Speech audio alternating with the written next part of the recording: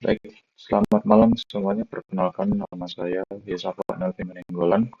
Saya dari Prodi Akuntansi Universitas Katolik Musikaritas dengan NIM 2521038. Pertama-tama saya mengucapkan terima kasih kepada dosen pengampu mata kuliah Pancasila Bapak Supriantaro MAPD SPSI MM atas kesempatan yang diberikan. Pada kesempatan kali ini saya akan menjelaskan mengenai korupsi di Indonesia. Di sini saya akan memulai dengan definisi korupsi. Apa sih itu korupsi? Korupsi adalah tindakan penyalahgunaan kekuasaan, jabatan, atau kepercayaan yang diberikan kepada seseorang untuk kepentingan pribadi atau kelompok, sehingga dengan kepentingan tersebut dapat merugikan negara dan masyarakat. Terus, apa aja sih unsur-unsur utama dari korupsi ini? Di sini saya ada merangkum dua unsur. Yang pertama itu penyalahgunaan kekuasaan.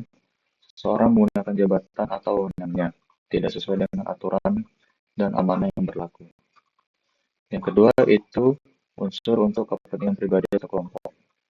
Tindakan tersebut dilakukan untuk mendapatkan uang, fasilitas, atau keuntungan lain bagi diri sendiri atau suatu kelompok tertentu. Terus, apa sih bentuk-bentuk dari korupsi tersebut? Yang pertama itu ada suap atau bribery. Suap adalah pemberian atau pinjaman uang, barang, atau fasilitas untuk mempengaruhi keputusan seseorang yang memiliki kekuasaan. Yang kedua ada penggelapan atau embezzlement. Penggelapan adalah pengambilan atau penggunaan uang dan aset yang dipercayakan kepada seseorang untuk kepentingan mereka pribadi. Yang ketiga itu markup proyek. Markup proyek ini adalah pengelambungan harga barang atau jasa dalam suatu proyek untuk memperoleh keuntungan pribadi di luar harga kesepakatan. Terus di sini saya akan menyebabkan apa aja sih faktor-faktor penyebab korupsi di Indonesia. Yang pertama pastinya itu lemahnya moral dan integritas. Korupsi ini terjadi ketika seseorang tidak memiliki nilai kejujuran dan tanggung jawab yang kuat, sehingga mereka tuh mudah goyah dan mudah tergoda. Yang kedua itu keserakahan.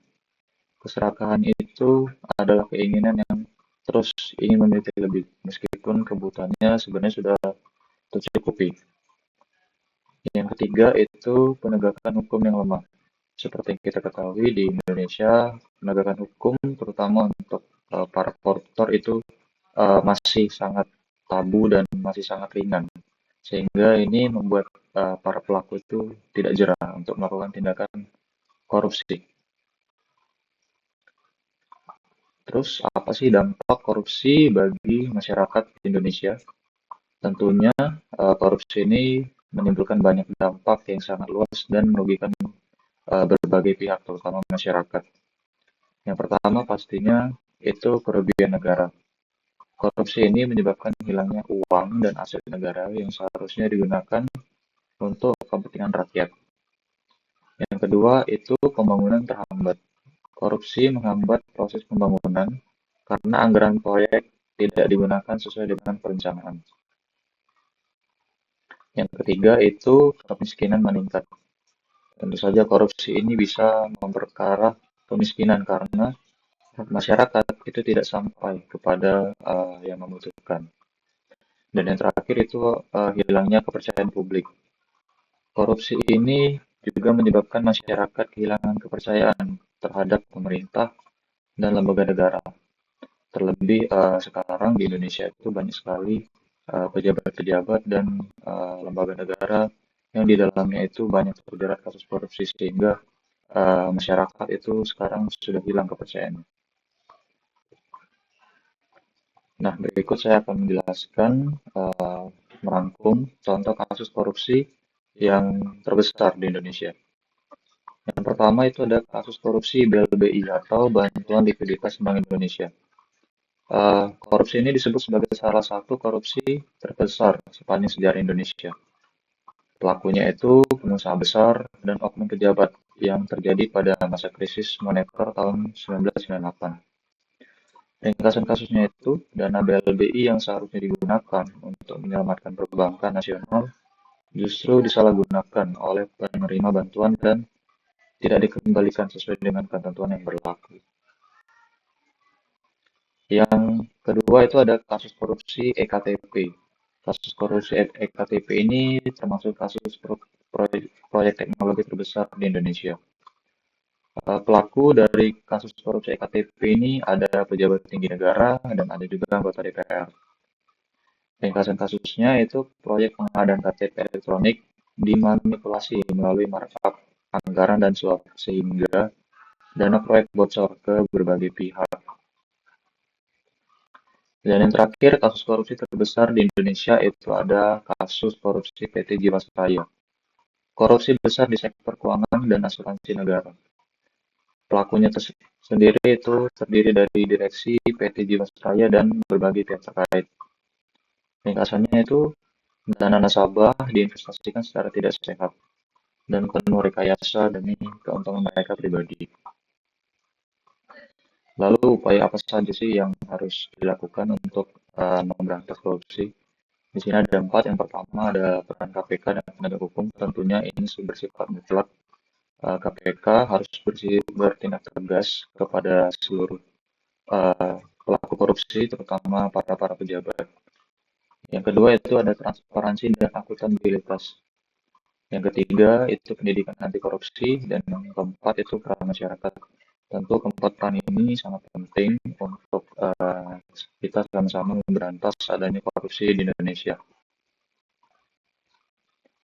Di sini saya akan menjelaskan peran generasi muda, terutama mahasiswa.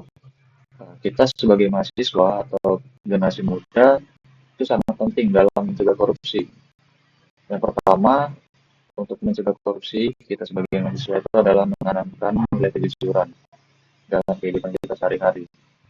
Yang kedua itu tidak mencontek dan berlaku jujur dalam akademik. Yang ketiga itu menolak suap dan segala bentuk kecurangan. Dan yang terakhir bersikap berani, benar, meskipun itu keadaannya sulit. Jadi kesimpulan dari korupsi yang sudah saya simpulkan adalah korupsi ini merupakan tindakan penyalahgunaan kekuasaan untuk pribadi maupun kelompok yang menyebabkan kerugian besar bagi negara dan masyarakat. Dampak korupsi ini tidak hanya merugikan keuangan negara, tetapi juga menghambat pembangunan, memperparah kemiskinan, menciptakan ketidakadilan sosial, serta merusak kepercayaan publik. Pemberantasan korupsi tidak cukup hanya mengandalkan penegakan hukum, tetapi juga harus dimulai dari kesadaran dan integritas setiap individu.